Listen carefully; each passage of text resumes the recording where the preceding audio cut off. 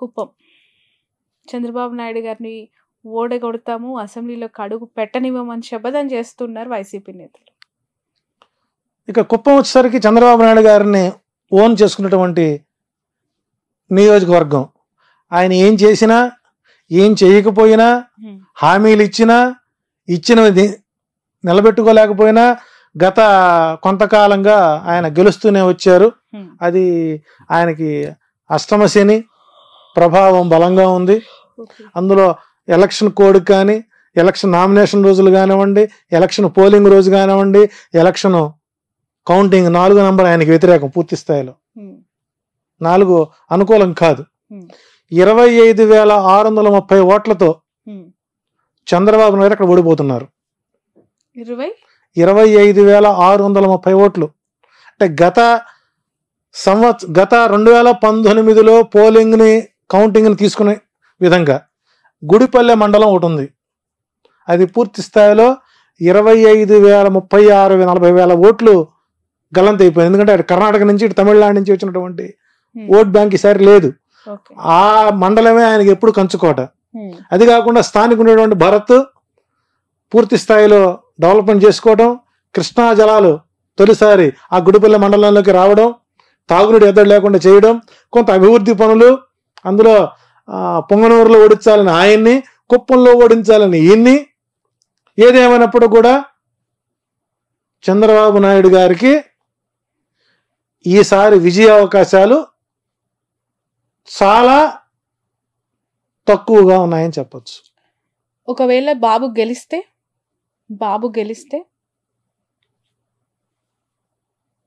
ఇక గ్రహ ఫలితాలు కూడా మనం తప్పని చెప్పుకోవాలి. ఇంకా అంటే ఇక ధర్మం ఉన్నటువంటిది కలియుగంలో లేదనుకోవాలి, ఇక ఆ ప్రాంతంలో లేదనుకోవాలి. ఎందుకంటే మీరు ఫిగర్ తో పాటు చెప్తున్నారు 100% అండి. 26,000 మీరు ఏ సర్వే సంస్థలైనా చూసుకోండి. నాకంటే తోపులు తురుంకాళ్ళు ఉన్నారు జ్యోతిష్యం, చాలా సామాన్యం జ్యోతిష్యంలో. నాకంటే మేధావులు ఉన్నారు, వాళ్ళు ఇంటర్వ్యూ చేయండి. కుప్పం ఓడిపోతుందా లేదా అనేది ఒకే ప్రశ్న. సింగిల్ వాడు చెప్పాడు ఓడిపోతాడు. ఓకే, ఇది మీ ఛాలెంజ్. రైట్. ఇక పులివెందుల నుంచి పోటీ చేస్తున్న జగన్ గారి గురించి, అఫ్ కోర్స్ ఆయన్ని ఓడించాలని, ఆయనను కూడా రానేయకుండా అడ్డుకోవాలని ప్రయత్నం మామూలుగా కూటమి చేస్తూనే ఉండొచ్చు గాక, అతని గ్రౌండ్ రియాలిటీస్ మీకు ఏమనిపిస్తూ ఉన్నాయి? అంటే గతంలో అసెంబ్లీ ఎన్నికలో 1,00,000 ఓట్ల మెజారిటీతో ఆయన గెలిచిన సందర్భాలు ఉన్నాయి. వ్యతిరేకత అంటే ఇక్కడ పులివెందులో ఉండేటువంటి ఓట్ బ్యాంక్ ఎప్పుడు కూడానండి చాలా దూరపు ఆలోచనతో ఉంటారు తప్ప తాత్కాలికంగా మాటలో తాత్కాలికమైనటువంటి ఒడిదుడులు లొంగే మనుషులు అయితే కాదు. సరే, సర్వేలు చాలా మంది ఈసారి కడపలో పులివెందులో జగన్మోహన్ గెలవడు అనేవాళ్ళు ఎక్కువ మంది ఉన్నారు. సో కుటుంబ సభ్యులే ఓడించడానికి సిద్ధంగా ఉన్నారు. కానీ అక్కడ విఘ్నత ఉన్నటువంటి రాజకీయ నాయకులు, ప్రతి ఓటర్ ఒక రాజకీయ నాయకుడు అనండి. కామన్ పీపుల్ దగ్గర మనం మైకి పెడితే వాళ్ళు చెప్పేటువంటి రాజకీయ సూక్తులు మనం పనికిరామండి. అది ఉత్తమ జర్నలిస్టులు మీరు ఎవరంటే పులివెందుల పాపులేషన్ అండి. సో మెజారిటీ తగ్గిస్తారేమో కానీ ఓటమిని మాత్రం పులివెందుల ప్రజలు అంగీకరించరు. సో అక్కడ విజయం అనేటువంటిది నల్లేరుపై బండి నడకి. సో జగన్కి 90,000 నుంచి 1,00,000 ఓట్ల మెజారిటీతో అక్కడ గెలిచే అవకాశాలు ఎక్కువ ఉంటాయి. Most hot seat Pithapuram. నిన్నటికి నిన్న పవన్ కళ్యాణ్ గారు అక్కడ వెళ్ళిన తర్వాత జరిగిన హైప్, అక్కడికి వచ్చిన జనాలు, ఆ సమీకరణ చూసిన తర్వాత నా గెలుపు నల్లేరు మీద నడక అనే ఫీలింగ్ లో ఆయన ఉన్నట్టు కనిపించింది. వంగ గీతాకి పవన్ కళ్యాణ్కి ఉన్న పాజిటివ్స్ నెగిటివ్స్ ఏంటి? ఎవరు గెలుస్తారు అక్కడ? ఇక్కడ పిఠాపురం అనేటువంటిది కర్మ పిపాక ప్రాంతం. అది ఏ జ్యోతిష్యుడైనా కూడా ఆంధ్రప్రదేశ్లో ఎవరి జాతకాన్ని రాయాలన్నా, ఎవరి ఫలితాలు చెప్పాలన్నా పిఠాపురంలో సూర్యోదయమైనటువంటి సూర్యోదయ సమయాన్నే ప్రామాణికంగా తీసుకునేటువంటి సాంప్రదాయ విధానం మొదటి నుంచి మనకు ఉంది.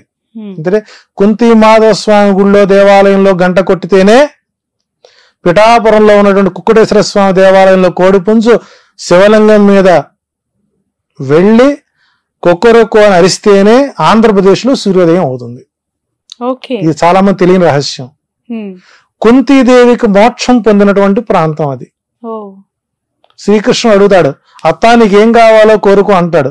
నాకు ఎప్పుడు కష్టాలే కావాలని కోరుకుంటుంది. అదేంటత్త అందరూ అనుకోరు ఇలా అంటే, కష్టం అనేది ఉంటే కదా నాకు కనపడేది, కాబట్టి నాకు కష్టాలు ఉండాలి, నువ్వు కడ్డి కనపడాలి. ఎందుకంటే కుంతి మోక్షస్థానం అంటారు దాన్ని. అందులో పాదగయ గయా ప్రాంతం, కుక్కుటేశ్వర స్వామి పురోహితిక అమ్మవారికి దివ్యస్థలం అది. ఇలాంటి ప్రాంతంలో పిఠాపురం చరిత్రలో 1951 నుంచి 2019 వరకు స్థానికులకు మాత్రమే అక్కడ విజయ అవకాశాలు ఎక్కువ ఉంటాయి. రెండోది, అక్కడ వంగా గీత గారి యొక్క జాతకంలో భాగ్యస్థానం, లాభస్థానం, రాజ్యస్థానాల్లో బలమైనటువంటి గ్రహం ఉండడం,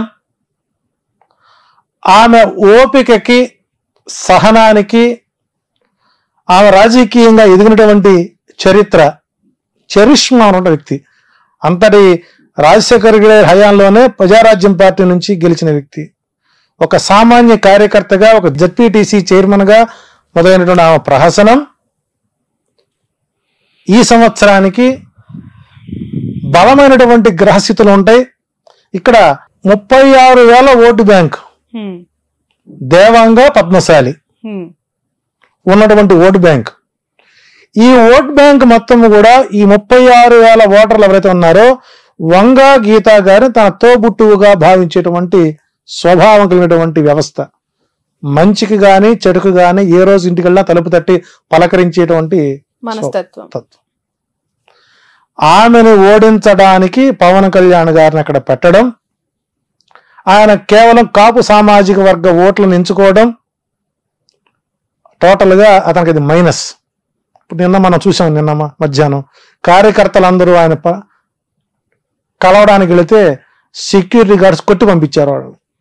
అంటే పవన్ కళ్యాణ్ పిఠాపురంలో గెలిస్తే పిఠాపురం సంబంధించినటువంటి అంశాలు ఏదైనా మాట్లాడాలంటే ఆయన హైదరాబాదు వారి ఫామ్ హౌస్ లో కానీ షూటింగ్ సెట్లో కానీ పలకరించే అవకాశాలు ఉంటాయి. రెండోది, ఓపిక, సహనము, నిబద్ధత, నిజాయితీ, శుక్రగ్రస్త జాతకుడు పవన్ కళ్యాణ్ గారు. సో ఇక్కడ పవన్ కళ్యాణ్ గారికి అక్కడ తిరిగి మరలా గడ్డు కాలమే గోచరిస్తోంది. ఏదన్నా మిరాకిల్ జరిగితే తప్ప ఆయనకి అక్కడ ఓటమైతే మాత్రం, గెలుపైతే మాత్రం నల్లేరుపై బండి నడకగా సాగదు, అది ముళ్ళ బాటగానే మారుతుంది. ఇది సినిమాలో ఒక్క ఛాన్స్ అన్నట్టుగా బతిలాడుకోవడం. అంటే ఆ వ్యక్తికి, ఎదుటి వారికి నమస్కారం ఎలా పెట్టాలో కూడా మనం నేర్పాల్సిన పరిస్థితి ఏర్పడిపోయింది. ఎలాగా ఒకే ఒక మాట, ప్రచారం మొదటి రోజే చూసారా పిఠాపురం రోడ్లు ఎలా ఉన్నాయో, గత పాలకులు మరంత ముందు వర్మగారి పరిపాలన చేశారు, పెండం దొరబాబు పనిచేశాడు, చేశారు కదా. అంటే ఇక్కడ అక్కడ ఎన్ని గ్రామాలు ఉన్నాయి, ఆ గ్రామంలో ఓట్ బ్యాంక్ ఎంత ఉంది, ఎవరికి తెలియనటువంటి స్థితిలో ఓటర్లు, పిఠాపురం ఓటర్లు చాలా తెలివైన వాళ్ళు, విఘ్నులు. కాబట్టి పవన్ కళ్యాణ్ గెలిపించుకొని సినిమా షూటింగ్ల కోసం తిరగాల్సిన అగస్త్యం రాకూడదు అనుకునే వాళ్ళందరూ కూడా వైసీపీకే ఓటేసే అవకాశాలు ఉంటాయి. రెండోది, ఇక్కడ లాజిక్ మనము మిస్ అవ్వకూడదు. ఇక్కడ పవన్ కళ్యాణ్ అక్కడ స్థానికంగా పాతుకుపోతే వర్మకి లైఫ్ రాజీ జీతం ఎక్కడి నుంచి వస్తుందండి? కాబట్టి ఇక్కడ పవన్ కళ్యాణ్ ఓడించడానికి తెలుగుదేశం పార్టీ షాడోగా వర్మ గారిని దించి, నీవు పవన్ కళ్యాణ్ ఓడించుకొని వస్తే మీకు నేను ఎమ్మెల్సీ పదవి ఇస్తాను. ఎందుకంటే అదే పవన్ కళ్యాణ్ గారికి తిరిగి అసెంబ్లీకి వస్తే లోకేష్ గారి రాజకీయం దెబ్బతింటుంది. సో ఇక్కడ స్వార్థపూరితమైనటువంటి కుట్రకోణంలో ఆర్జీవి గారికి మరొక వెన్నుపోటు చరిత్ర 3వ ఎపిసోడ్కి అవకాశాలు ఎక్కువ ఉంటాయి. కాబట్టి పవన్ కళ్యాణ్ ఓటమి తేలికైన, గెలుపు మాత్రం నలుగురిపై బండినకు మాత్రం కాదు. అవకాశం స్థానికంగా ఉన్నటువంటి వ్యక్తులకే వాళ్ళు పిఠాపురంలో గెలుపుకి అవకాశాలు ఎక్కువ ఉంటాయి. అంటే వైసీపీ కంటే ఎక్కువగా టీడీపీ పవన్ కళ్యాణ్ ఓడగొట్టాలని ప్రయత్నం చేస్తుందంటారా? 21 స్థానాలు ఎక్కడైతే జనసేన పోటీ చేస్తుందో ఆ 21 చోట్ల కూడా తెలుగుదేశం క్యాడరు జనసేనకు ఓటెయ్యదు. ఇందాక 44 స్థానాలు చెప్పాను నేను. ఈ 21 స్థానాల్లో కూడా టీడీపీ వాళ్ళు వైసీపీని గెలిపిస్తారు 65. ఓకే. సో కాబట్టి అసాధ్యమైనటువంటి ప్రయత్నం చేశాడు. ఇదే పిఠాపురం కాకుండా కాకినాడ గనక వెళ్ళినట్లయితే పవన్ కళ్యాణ్ అసెంబ్లీలో అడుగు పెట్టేవాడేమో. సో ఏదైనా సరే ఆయన రాజకీయ చరిత్ర ఎలక్షన్ అయిన తర్వాత జనసేన ఆంధ్రప్రదేశ్లో కనుమరుగయ్యే అవకాశం ఉంది. బీజేపీలో మెర్జ్ అవడానికి అవకాశాలు ఎక్కువ ఉన్నాయి. రైట్. ఇప్పుడు ఆపరేషన్ లేకుండానే మోకాళ్లకు ప్లాస్మా ట్రీట్మెంట్. మీ ఆర్థోపెడిక్ సమస్యలన్నిటికీ రోబోటిక్ టెక్నాలజీ ద్వారా తక్కువ ఖర్చుతో శాశ్వత పరిష్కారం. Free consultation. ప్రతి ట్రీట్మెంట్ పై 20% డిస్కౌంట్. ఈ ఆఫర్ కొద్ది రోజులు మాత్రమే. త్వరపడండి. V9 hospitals 9281465842.